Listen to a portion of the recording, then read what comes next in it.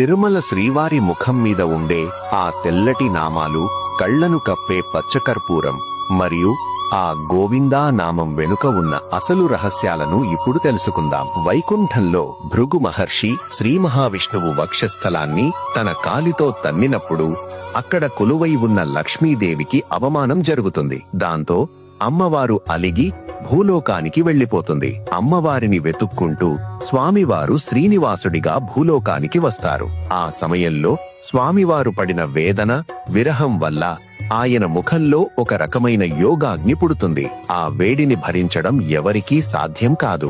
ఆ ఉగ్రత్వాన్ని, తాపాన్ని తగ్గించడానికి దేవతలు, మునులు కలిసి స్వామివారి పాదాలనే నామరూపంలో ముఖం మీద ఉంచారు. ఆ రెండు తెల్లటి గీతలు సాక్షాత్తు భగవంతుని పాదాలకు సంకేతం. ఆ పాదాల నుండి వచ్చే చల్లదనం వల్ల స్వామివారి ఉగ్రరూపం శాంతిస్తుంది. మధ్యలో ఉండే ఎర్రటి గీత శ్రీచూర్ణం, సాక్షాత్తు మహాలక్ష్మి అమ్మవారు. స్వామి శాంతించడానికి అమ్మవారి సాన్నిధ్యం తప్పనిసరి. అందుకే ఆ రెండు పాదాల మధ్య అమ్మవారిని ఉంచారు. స్వామివారు కొండల మీద ఉన్నప్పుడు అనంతార్వార్ అనే భక్తుడు ఒక పని కోసం గడ్డపారతో తవ్వుతుంటే స్వామి ఒక బాలుడి రూపంలో వచ్చి ఆట పట్టిస్తారు. అప్పుడు అనంతాళ్వార్ కోపంతో ఆ గడ్డపారను విసరగా అది వెళ్లి స్వామివారి గడ్డానికి తగిలి రక్తం కారుతుంది.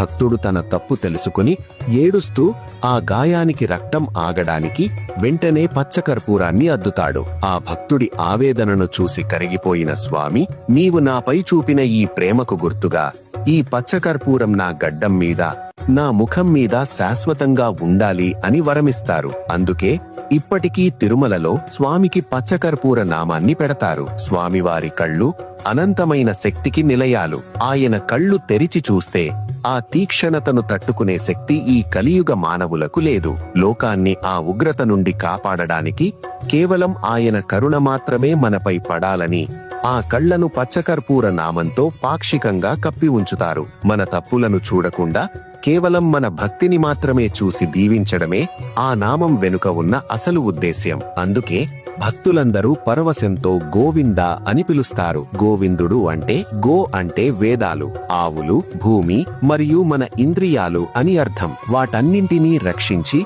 మనల్ని సన్మార్గంలో నడిపించేవాడే ఆ గోవిందుడు. ఆ గడ్డం మీద గాయానికి అద్దిన పచ్చకర్పూరమే సాక్షి. తనను నమ్ముకున్న భక్తుడి కోసం ఆ పరమాత్ముడు గాయాన్ని కూడా అలంకారంగా మార్చుకున్నాడు. ఆ వెంకటేశ్వరునిపై నీకు నిజమైన భక్తి ఉంటే ఆయన నీకు కొండంత అండగా నిలిచి ప్రతి అడుగులోనూ తోడుంటాడు. ఓం నమో వెంకటేశాయ. గోవిందా గోవిందా.